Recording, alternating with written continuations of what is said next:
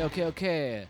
Good morning, good evening, good afternoon, good whatever time it is you're listening to this. Welcome to the What Am I Doing podcast.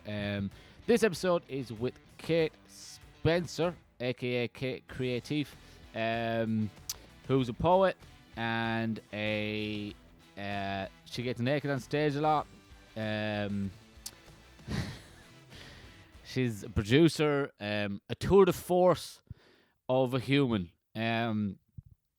I met Kate February doing in the Wellington Fringe at the show Travails with my ex that Shannon Gillies was producing, and Kate was on the lineup, and I think I'd seen her a week beforehand at Neil's show 100% Wrong, which she did her poem Holy Fuck I'm a Squirter, and then I had to follow that, which was new for me. But yeah, so ever since then, me and Kate have been really good friends, and it was an absolute pleasure having her on. Kate is doing a lot of things around Wellington, and I'm going to list them now. She has a website, which is extremely handy for me.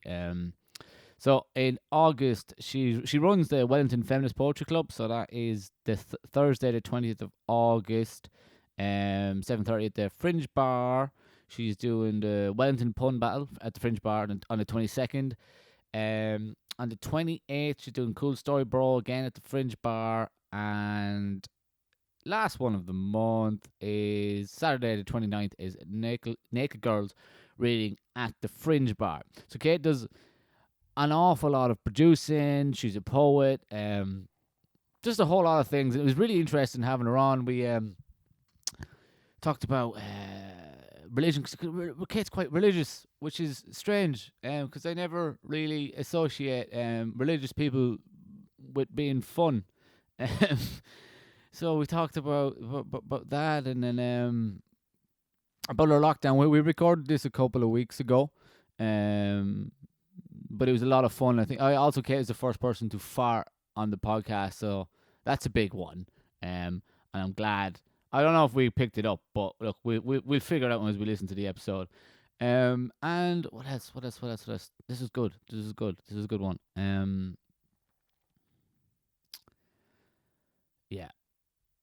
Yeah, no, it's not. No, I was going to say something else. Now I have completely forgotten.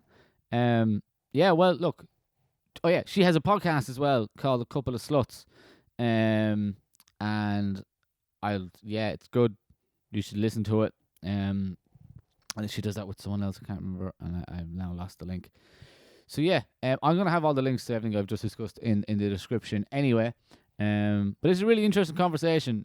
We also talk about the struggles of considering yourself an artist, which is something I kind of do struggle with, because it's a weird. For me, it's definitely something strange to identify as that I'm an artist now, and I'm just writing jokes and stuff like that. I don't see it. I don't see myself technically as an artist, but then what is actually an artist is kind of the question, and slowly coming around that you are creating something out of something out of nothing, or out of happiness, out of pain. Is that technically an artist? And how, even though you're creating, you may not think of yourself like that. We go into stuff like that. Yeah. So it's a lot of fun. This is going out. When is this going out? This is going out next week. This is going out on Sunday. Or today, if you're listening to it on the day it comes out. I'm rambling a lot. I've had 2 coffees. It's early. What am I doing when this comes out? Fuck all, by the looks of it. Yeah, I'm doing an open mic in Bats on the 18th, and then I am doing my own show and Gavin's show. I gotta stop. Myself and Gavin's show, line them up on the 21st. Could everyone please buy tickets to that? That'd be fantastic. Please come out, support it. It's a new night. So we're trying to, make it as popular as possible so it can continue into next year. Anyway, I think that's enough for me shouting on. Please, everyone, do enjoy this. Kate's amazing. This conversation was a lot of fun. And yeah, tell everyone about it. Cheers. So we're live. Hooray! So alive. Yeah. I don't really do introductions. Great. Shall I introduce myself? I've done that before. Yeah, that's what I did with the first one. I just got Michael to introduce himself. All right. Cool. So you can do that. Hello, my name is Kate Spencer, otherwise known as Creative Kate. Oh, that's your second name. I didn't know. Did you not know? Someone else said that the other day. They're like, I don't know who you are. I'm like, good. I've had issues with people finding me in the past because there are so many Kate Spencers out there in the world doing creative things. Yeah. So I'm Kate Creatif Kate on Facebook. My website address is creativekate.com. Oh, you have a website. I tried to do research for the last guest, and he had fuck all.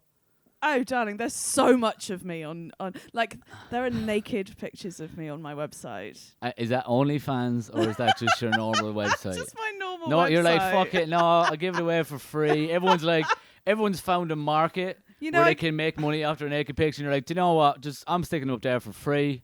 I got naked on stage on Saturday for nothing as well. Yeah. The Saturday before, I got naked on stage for a dildo. Yeah. So at least you're getting something. Yeah. Getting something in. It was a kind of twofer dildo as well, like a double dipper. Okay. Yeah, fucking brilliant. So I'm a poet.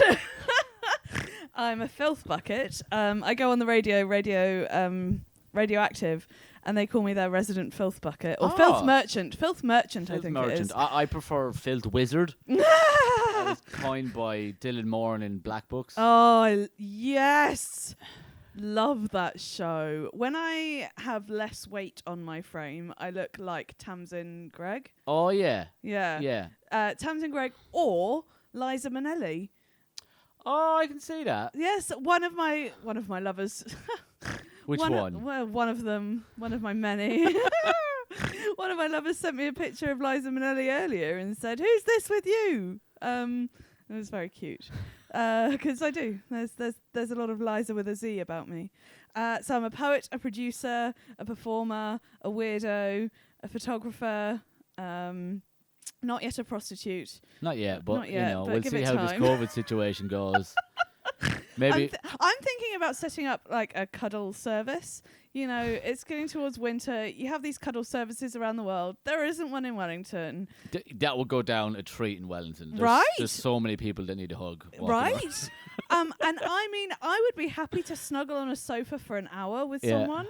Just spooning. I fucking love spooning. Just for anyone at home, we're on opposite couches. We are not spooning. We are not spooning.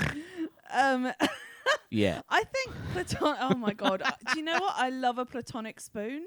Honestly, a platonic I just ask people to go, what? Where does that go in the drawer? A platonic spoon. Somewhere between dessert spoon and ladle. Yeah. I've been in a 4-spoon sandwich before. There was teaspoon, soup spoon, dessert spoon, and ladle. I was in the middle of it, and we were watching a Hayao Miyazaki film, and I was just the happiest. I was so content. I was so cozy. Spooning is where it's at, man. That sounds a lot better than going and doing a set tonight, if I'm honest. I'm so broken. My body really hurts. Yeah, this whole coming out of COVID, like all guns blazing, is backfired. Gee, I'm gonna set up a podcast. I'm gonna working's easy. It's not even that busy from home. And now I'm back in the office. It's like, I probably not do as much. So I was so happy at the start of the week and planned out so much stuff to do. And it's like, this is gonna be easy. And it's like 3 days in, and I'm like, no. This ain't the move anymore. I do not have an office to go to work at, which is great because I work from home. Yeah. So, and when I say work from home, work is in inverted commas. I literally sit on my ass and wait for messages to come through saying, "What have you forgotten to do, Kate? What have I forgotten to do?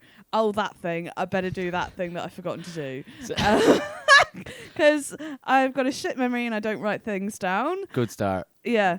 So, yeah. I for the longest time, whenever I started a new job, I'd never take notes. I was Oh like, my god, I did the same and then I got fired. yeah. Well, No, I I never didn't get fired. I got bullied out. okay, Yeah. that's worse. Yeah. First job out of uni, didn't take notes. Really wasn't a very... What job was it? Prostitute. No. I would definitely have taken notes. No, I was selling stoves, like wood burning stoves. Fuck off! I hated it. It was awful. You were selling. That is the more. It's so crap. What? It's No, but so it's not crap. it's not even that. It's just of all the way you've introduced yourself. I'm a poet. I get naked on stage. What was your first job out of uni? I was selling stoves. I wonder why that didn't fucking pan out, eh? Jesus Christ. They were so mean to me, the other girls in the office. They thought they were the bee's fucking knees. And Is it because they knew all about stoves? yeah. So I didn't last long there. I was like, this is not where I'm meant to be. And then I worked in a prison. Oh, yeah, that's more your That's speed. way more my style. Yeah, instantly prison. I'm like, okay, That's where I belong. It would do well. Like, I imagine you help people just by being around and being like, look, it Can't ain't get get any worse. worse. Apparently, I was a really good role model. But What were you doing in the prison? I served 3.5 years for no. I was For I getting was- naked on stage.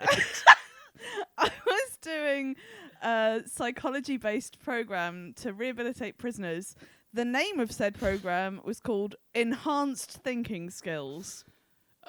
Okay, sorry. There's a lot to unpack here. Okay, Yeah, so go. you go college, right? Done with that. I did a theology degree, Right, by the way. okay.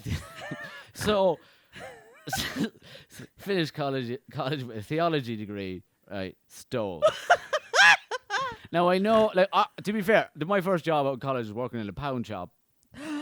Oh my god, I would have spent all my wages there. That's what I No, would have we done. stole so much. You stole it. Oh, so we stole so much. Like they made us. We were all really good friends, so they hired all of us, and Mistake. it was a big mistake. Once we got so drunk on a night out. The biggest shipment that's ever the shop had arrived, and we had only stopped drinking 2 hours ago. and Oh god. we ended up just not putting half of it out in the shop and just putting it in the stock room, but it took us 12 hours. And head office came down 6 months later and was like, this has never made it to the shop floor. We were like, I've never seen that before in my life. How old were you? Oh, it's 21. Oh, I was going to say, because the things I did when I was drunk when I was 18, my mum got me some, you're going to hate this. My mum got me some scratch and sniff tights for my 18th birthday. No.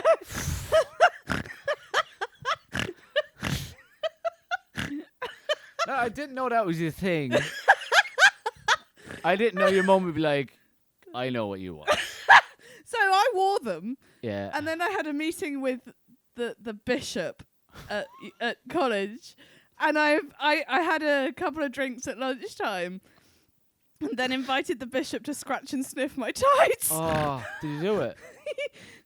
No. But he never forgot me. That's a good one for the church. You're like, do you know what I offered? And he politely declined.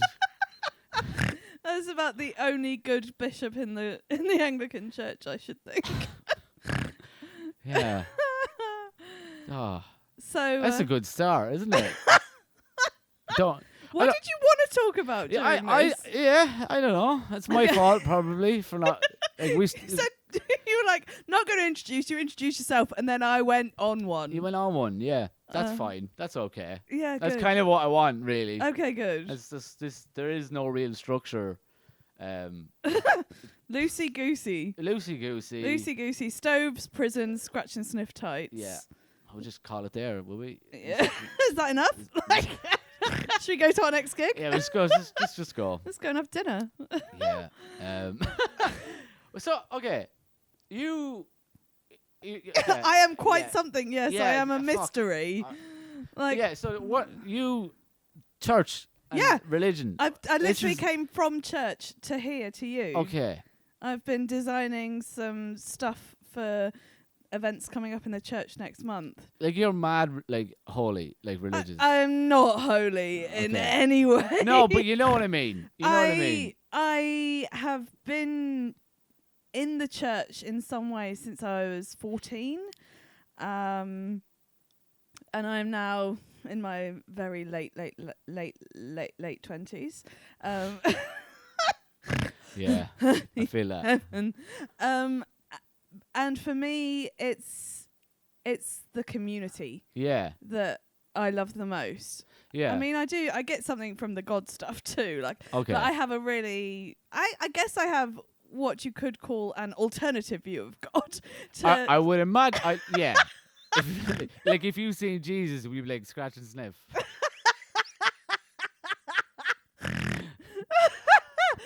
Probably, Yeah, I probably would too. To be fair, I'm like fuck it. I mean, I invite people to sniff my armpits as well. Yeah, You know, like yeah. I like to lick armpits too. I've got a real weird fetish about that.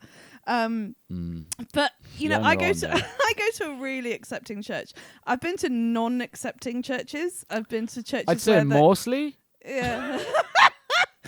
Mostly. Where you're not allowed to be queer because Yeah. I'm that.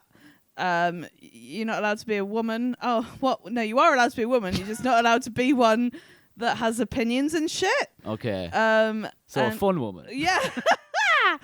Yeah, and I've been to some really dodgy ones, but the one I'm at right now is all about acceptance and inclusion. Do you think that's more of a like a Kiwi thing, like a New Zealand thing? Nah, No, there no. are some crap churches out there. No, I Yeah. know, but like especially the accepting and the I suppose I don't know. Like I've never been part of. Like I got baptized when I was 7 because everyone else was getting their communion, and we're like, well, we have to fucking sort this out. I need to drink me some wine. When I got baptized in France, I was the only kid there. They had it just for me because Oh I my needed to get gosh. baptized. Oh, you lucky bugger. Yeah, and I got to ring the bell, and I was like, "This is gonna be great." And it was just a button, and I was like, for fuck's sake!" My first boyfriend was a bell ringer. Yeah, It was a bell end too. yeah. No, you're not getting anything for not- that. no, it's terrible. No. Campanology. It's the official word for bell ringers. Oh, Yeah. why campanology? Don't know. Yeah. You would think it's more about tents, wouldn't you? Campanology. Not getting anything for that either. Yeah, so you've lost me there. I've had 3 coffees today, and I've done the square root of fuck all.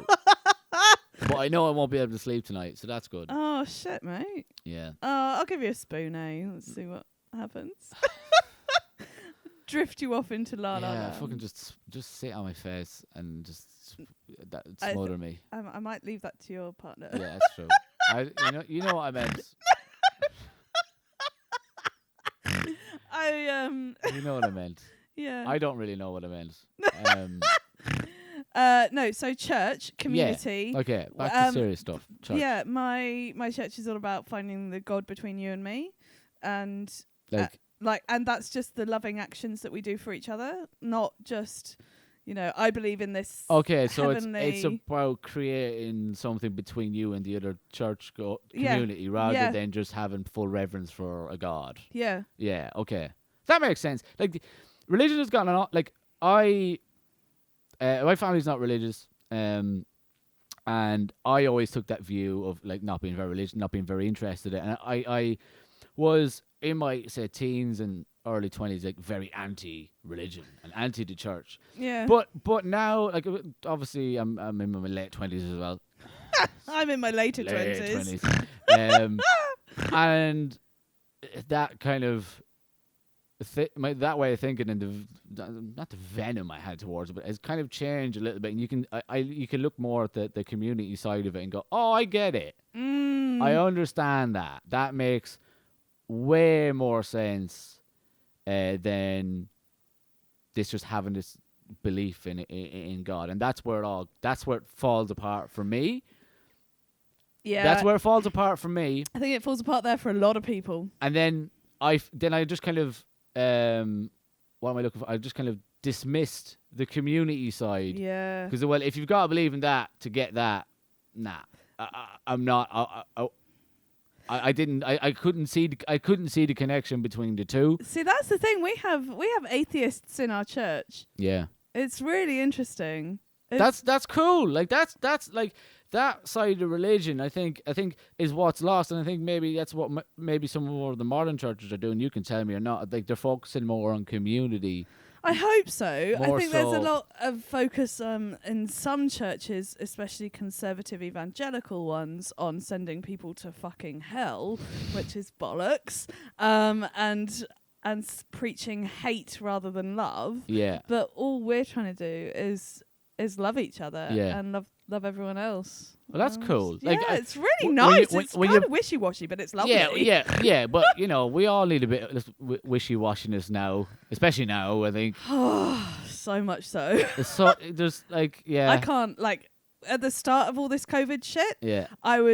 every single update I was obsessed by. I was Mm. like, I was refreshing the Guardian website every 5 seconds. I was like, I need to know every single piece of information that's coming through. Yeah. And now I'm just like, I cannot. This is too much. I just need to live. Yeah. Like, my duty here is to take care of myself and bring comedy poetry to the world. Yeah.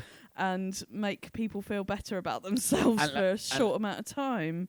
We keep saying this because I've done like 3 podcasts in quite a short amount of time, but everyone has been on and said that like there's every show they've done has been packed. Oh my god! Like packed. I did. I produced the Wellington Feminist Poetry Club. Shock horror. Those are 4 words, 3 words, feminist poetry. Yeah. 2 words, feminist poetry, that put a lot of people off. Me, definitely one of them. But we had a full house on Thursday. Well, shut up, you. Is it like 6 people?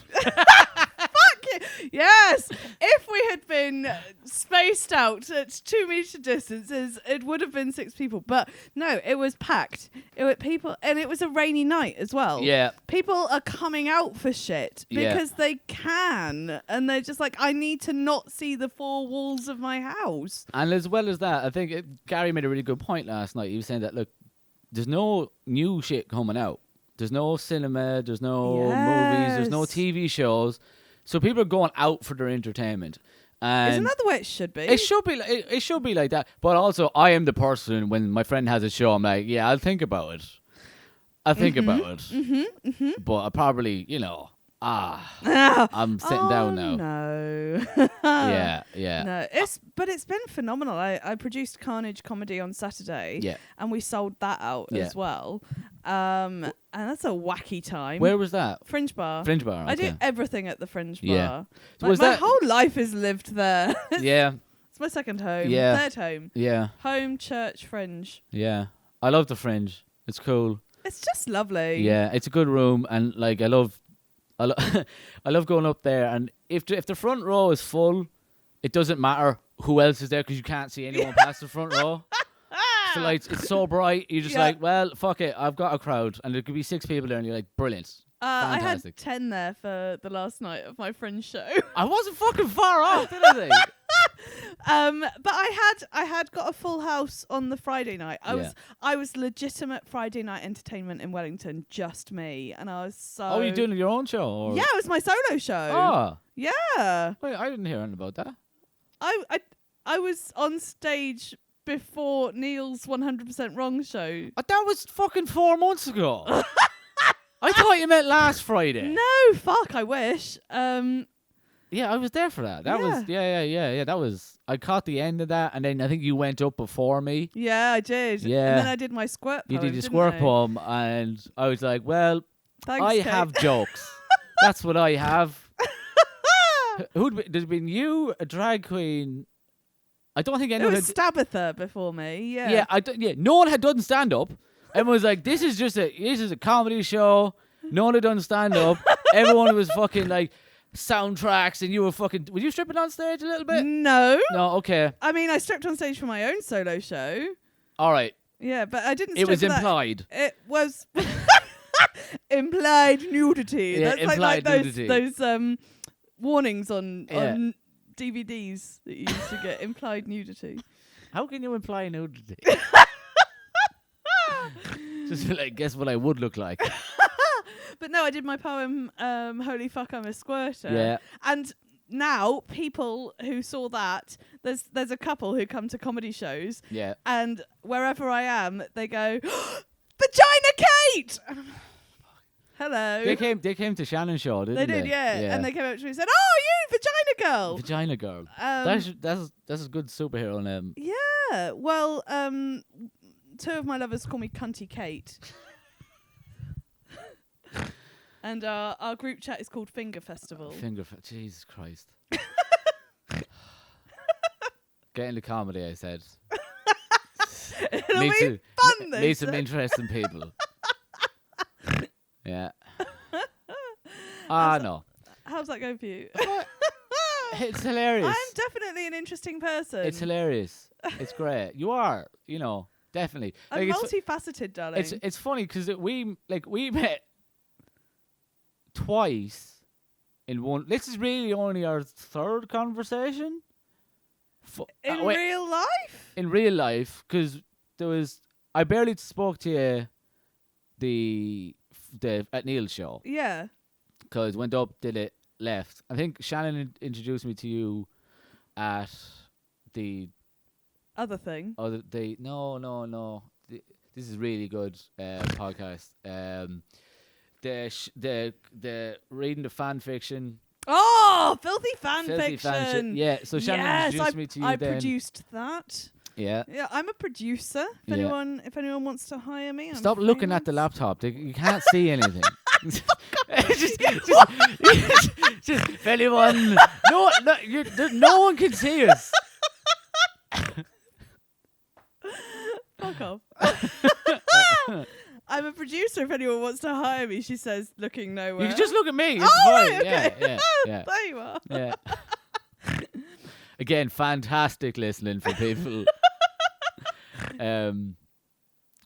Yeah, so we met there, and then we met properly at Shannon's show, Travails with my ex. I felt like I'd known you forever, though. Yeah, you were like, "Can we hang out?" He's like, "Yeah," and then the world was like, "Nah, wait like 4 months, figure this out a little bit, and then maybe you can be friends." But we chatted a couple of times in lockdown. Yeah. Which was really nice. Yeah. I liked that. Yeah, that was good. I tried to call people. At the start, I was very active. I was like, I'm going to call someone every day. And then after about 2 weeks in, I was like, do you know what? They've probably had enough of me. And I really struggled. yeah, Like, I'm an extrovert and my partner's an introvert, yeah. and he was fine. He's like, Did he notice anything had changed? no, literally nothing.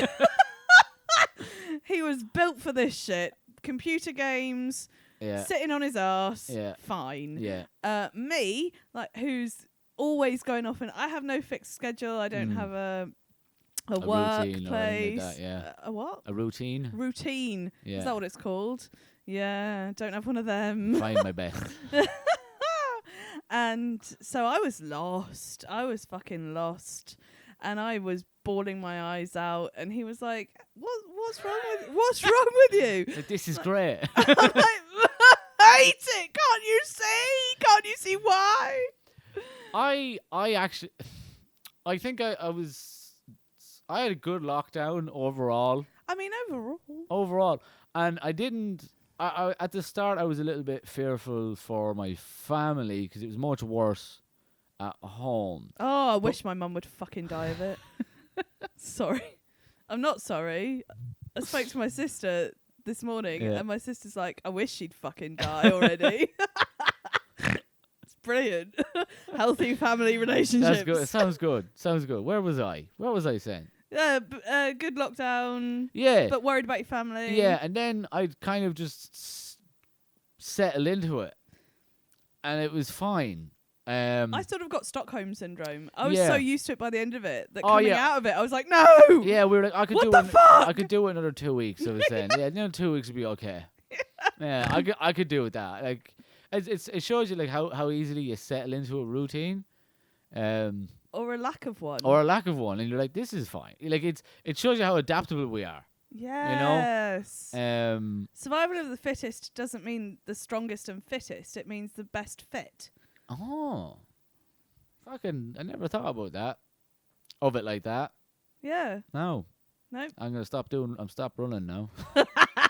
Like, no need for that. Yeah, I started running in lockdown. Why the fuck would you do that? I don't know, because I put on some quarantine kilos. Oh, I call them COVID kilos or kilos. lockdown love handles. Yeah, I got a few of them. Yeah, I wrote a poem. It's very short. Do you want it? Yeah, go on. It's called Lockdown Love Handles. There is more of me to love, and I can handle it. That's it. That's it? Yeah, that's your lot. That's good. I don't get poetry. You're gonna have to help me out here. I don't get it either, mate. Oh fuck! Well, then I don't know. I don't know. I like my poetry. I can't even like. I find it hard to read. Not in general. That should be the opener of the podcast. I find it hard to read. And good night. Getting a little bit too personal. No, I find it hard because I think I overthink it when I'm reading because I'm always.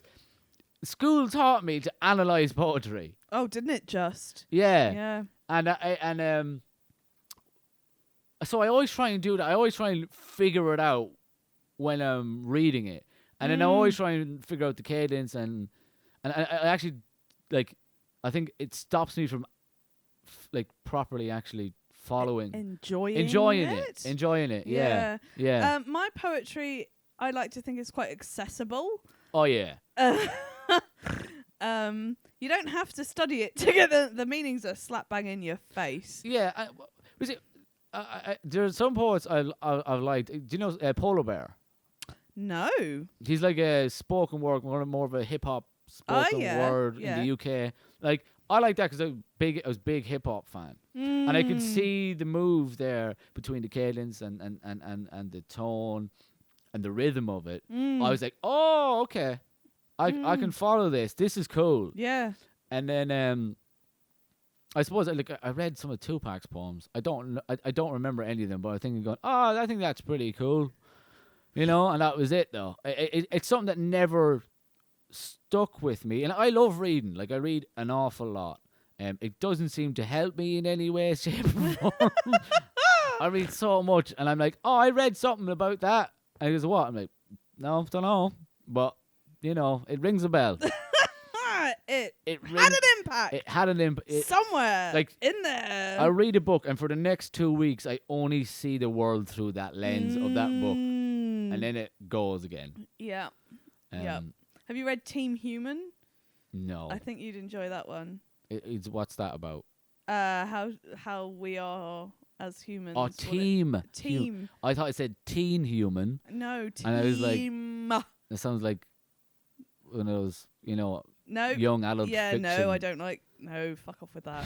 Fuck off. I don't know. You sold stoves for a bit. Look at me.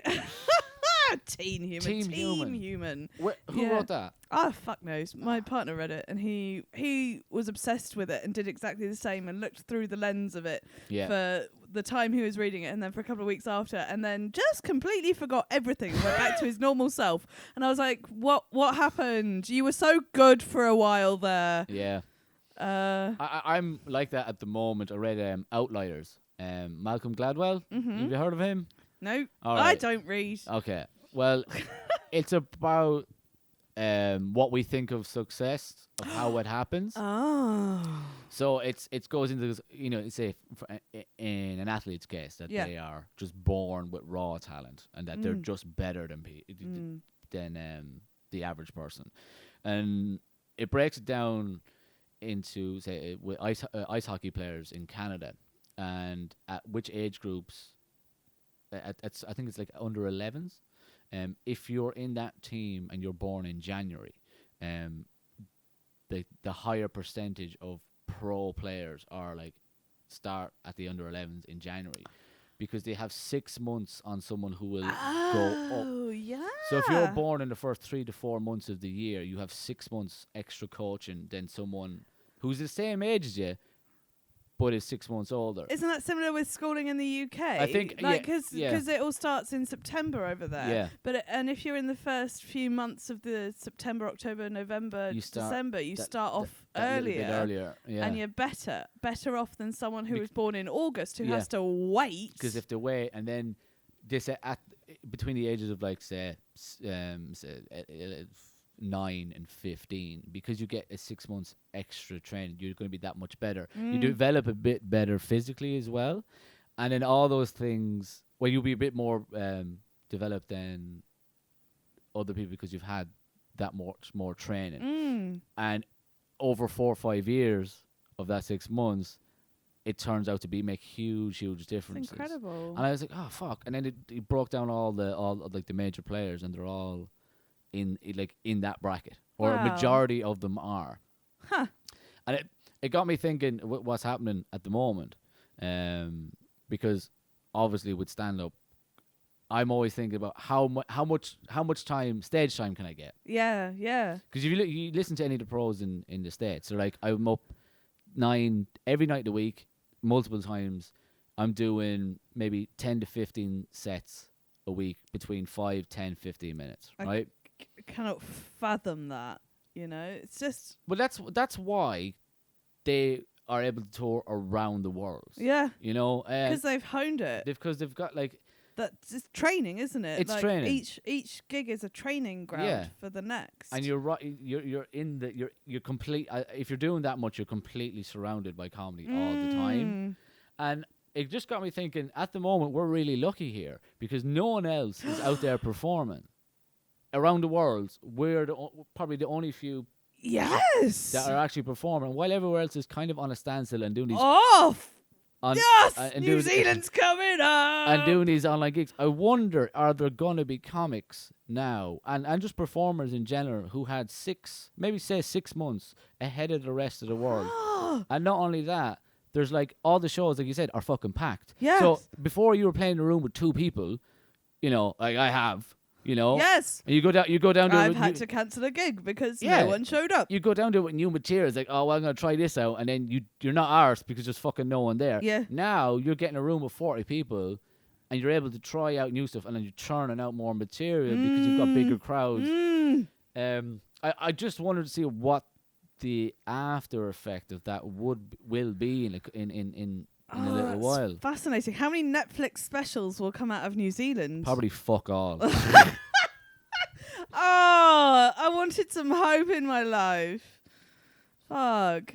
That's my dream, a Netflix special. Yeah. Because how many comedy poets have Netflix specials?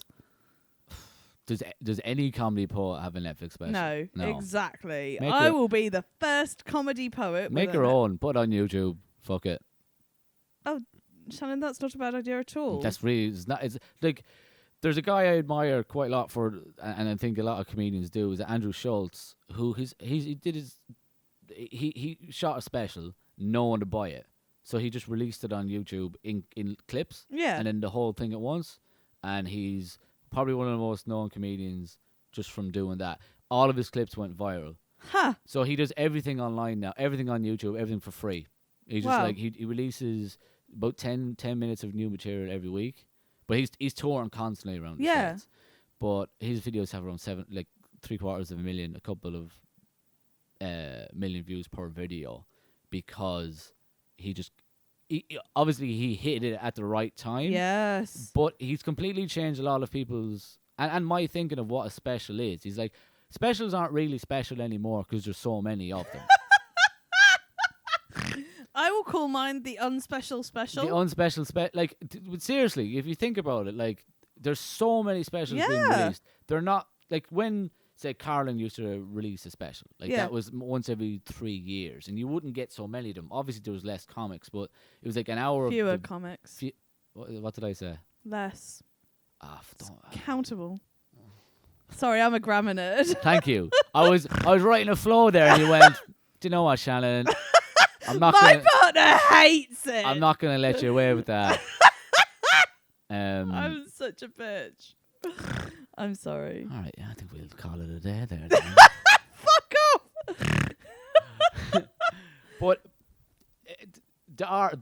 there's so many specials now that you almost need to come up with a new name for say if when the bigger names who it's like when Chappelle drops something. You know, you call that a special, and then someone else. I won't name another comedian. Just it's not the same thing. Yeah. You know. Yeah. Did you see his 846? Oh no, but I've heard amazing things about it. Oh, I nearly cried. I was on the verge of tears the whole way through it. Oh. And it's just he has. I was talking with Ashley, and we both watched it. It's like he's almost comedy is just something he does that he's almost transcended. He's such a powerful speaker that his comedy is just like, oh, I can do it, but he's such a good storyteller and orator, darling. Yes, orator.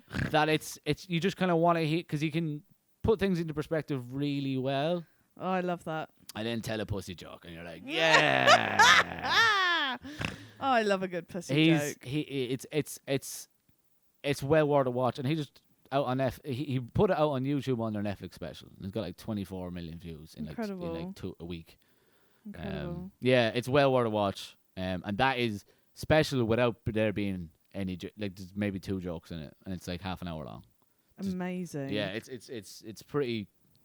It's a tough watch.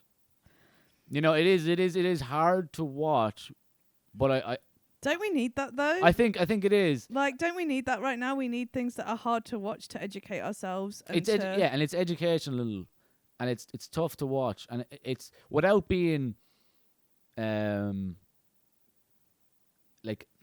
what's the word? What am I trying to say here?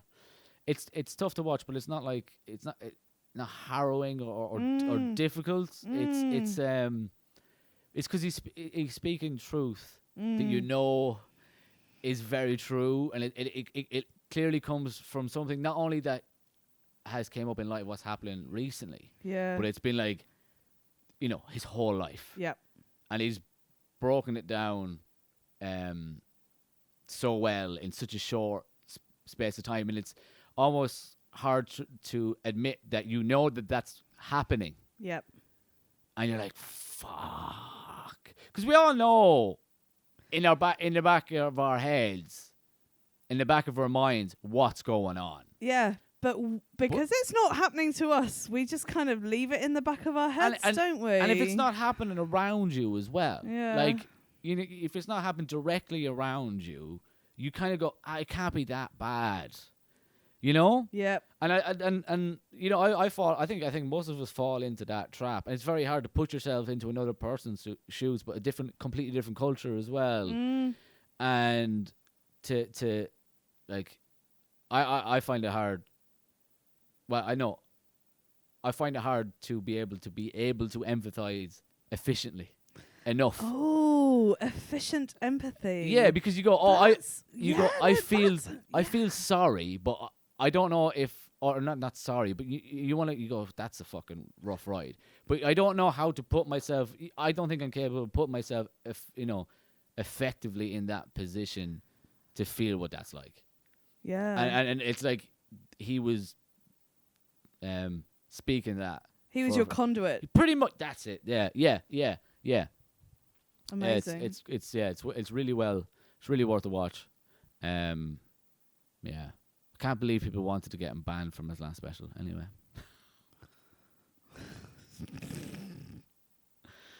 I don't know. It's a special time. It is. It's so weird, isn't it? It's so weird. And we've spoken about this when we were having a phone call to organize this podcast. We shot our load. We pretty much did a podcast. We did a podcast without recording it. Yeah. Better than this one. But it's this conversation. Oh, come on.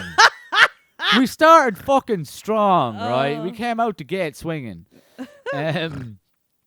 The yeah. So the online world versus the actual real world. Yes. I don't see I don't see a connection between them. For my reality, from who I see and who I speak to and what I see around me, what's going on online, I just don't see.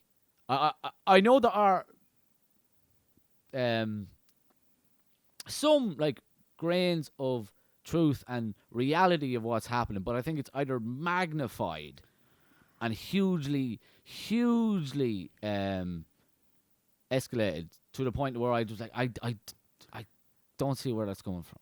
Like you're the sort of person who needs this, right? This talking to someone directly in front of them or seeing it directly from the horse's mouth, so to speak, and really a clarity of their experience for you to go like, oh, I get it, rather than the blanket kind of coverage that is happening. Is that what you mean? I tune out like anything online for the most part. Anything online, I genuinely just tune out.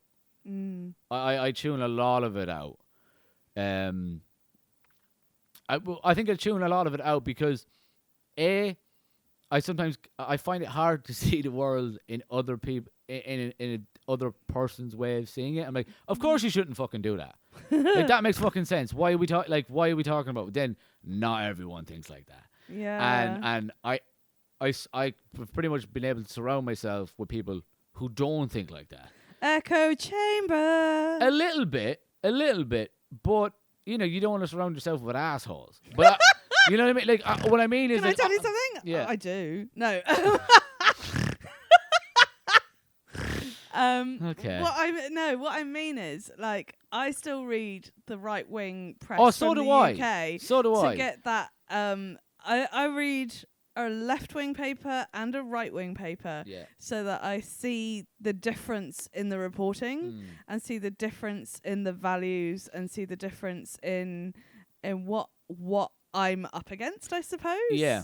I went through a phase of doing that where I got like I went okay, so I don't want to be in this kind of because I lean very left, you know. As do I. And she says leaning to the left.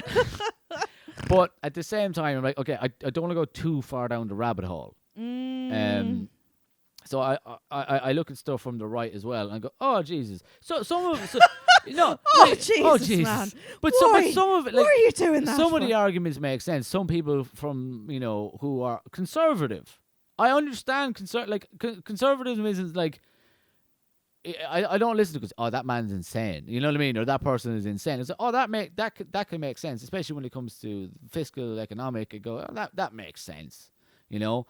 Some of the arguments that are made around immigration when you're on the conservative side tend to make very little sense.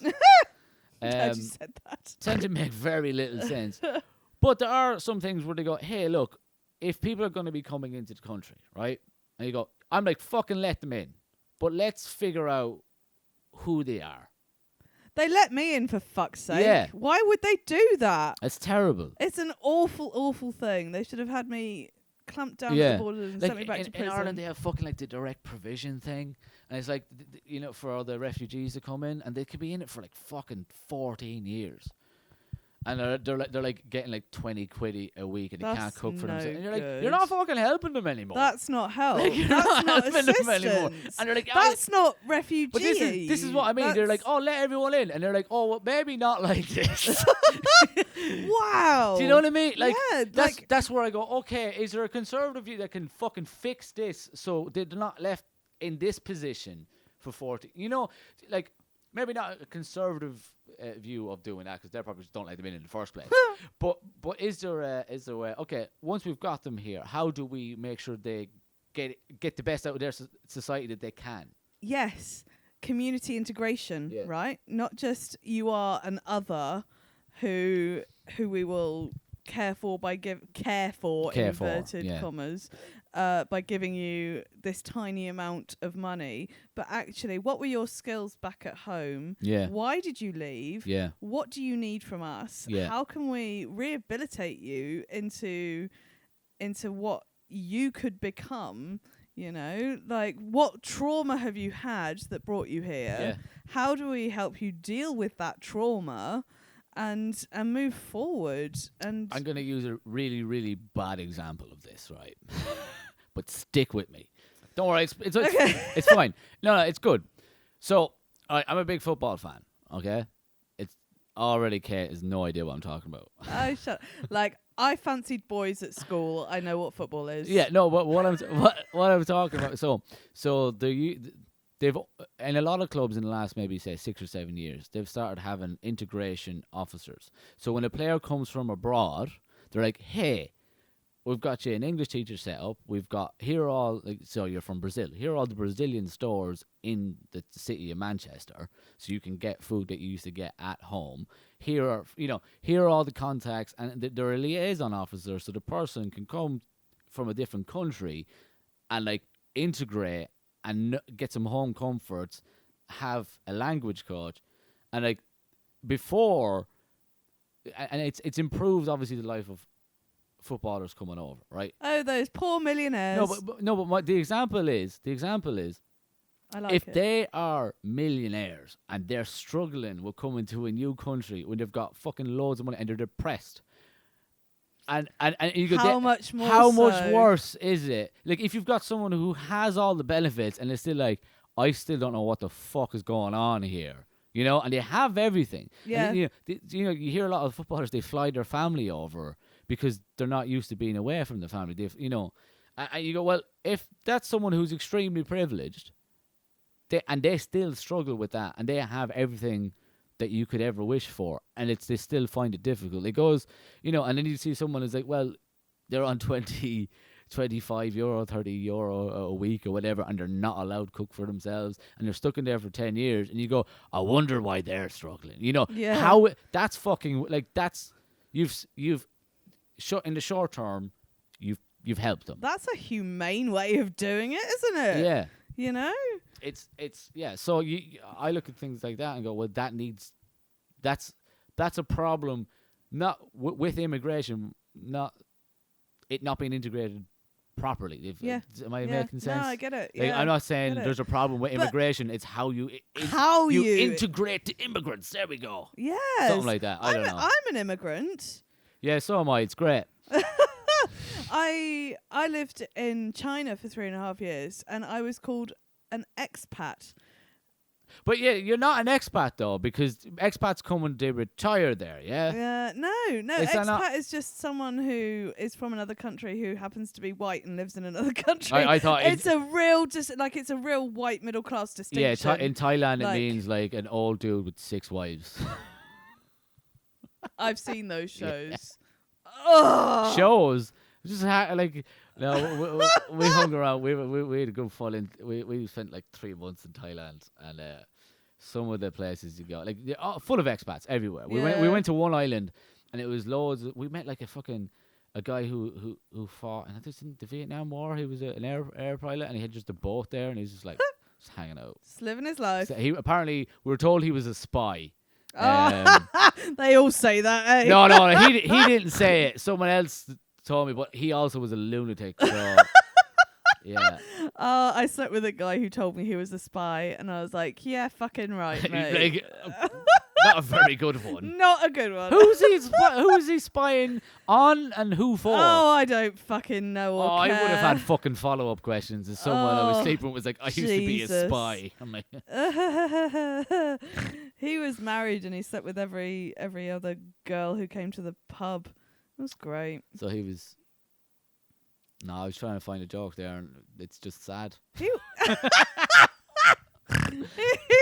He was not James Bond. I Okay. can assure you of that. No. No, he might have thought he was. He was terrible at sex too. Like, honestly, he'd put it in, thrust 3 or 4 times, and then go, nah, can't be fucked. Oh wow. And I was just like, That's impressive. I'll just have a wank Like, then. do you know, that's not really sex, is it? I do find when someone is very, very bad at something, and be like, yeah, fuck it. I'm impressed by that. I have a respect for someone who's like, I just can't be fucked. I'm not arsed. This got me. Well, it didn't get me in trouble in work, but someone gave me like a bit of a dirty look once. I heard about this guy who's prime minister in New Zealand. I don't have a fucking clue, and he tried to change the flag. Oh, you weren't here for the flag changing. No, I was Fucking like, John I Keats, just twat. I was just like, I respect the absolute ignorance. I was like, I want to leave something on this country. I'm gonna change the flag. I was like, I don't agree with it, but I definitely respect that. I was here for the Kiwi laser eyes. It was genius. Like, there's just some people's head, and you go, do you know what? Look, you shot your shot, man. Fucking ridiculous. Do you know? But you get what I'm saying. Yep. Like, it is so ridiculous that you're like, I don't know, man. Like, I kind of would have wanted to see it happen, not forever, but maybe get like 2 weeks out of it, and everyone's like, you know, you've had your shot. You've had your fun. But yeah, no, few people didn't like my thought on that. It's like, Oh, so funny. I farted. oh, great. Do you think that was picked up? Do you know what? It probably wouldn't have been picked up, but Now I pointed it out. now you point out, everyone's just gonna like rewind and hear it. I can't control my bowels anymore. I can control my bowel movements. Good. But, Good. That's do you know what? I think that's a fantastic way to stop the podcast. Can I just tell you one story? Yeah. Before we do, Of course. I wrote a poem called "Shit in My Pants" after a time where I shut myself in the street in China. This is in China, yeah. Yeah. But I decided to recite that poem for lit crawl at the library with a bunch of middle-aged white straight-laced people, and I was not invited back. So Yeah. What time of the day was this? it was an evening event. Oh God. How bad was it? Like how? Like you can't really bomb doing poetry, can you? Oh, I can. And I have. Oh God. Yeah. You can bomb. Can you bomb doing poetry? Yeah. Can you though? Yes. I promise you. You can. I have. All right, I'm definitely going to come to the next one, and I want to Please. see someone bomb at poetry. Good. Do it. I'm probably the worst person. No, okay, we're nearly finished, but now you've said that about poetry, right? I want to get like clear up what I'm trying to say. I never used to think of, like, as comedy as an art form. When people used to like when I started, people goes, "Oh, you know, I'm an artist," and I was like, really, you know? Yeah. But now I'm like, oh no, like, It is. It is. It's the lowest form. But you go, oh yeah, no, like I'm coming round to the fact of considering myself as somewhat of an artist.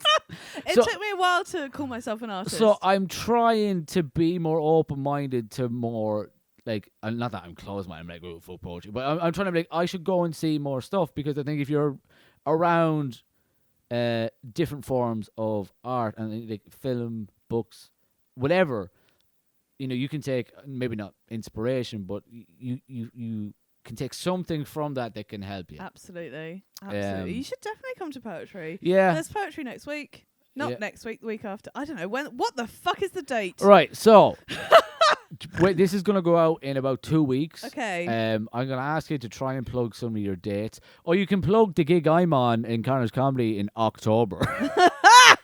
That's a way away, isn't it? Just go to my website. I think the next Wellington Feminist Poetry Club is the 23rd of July.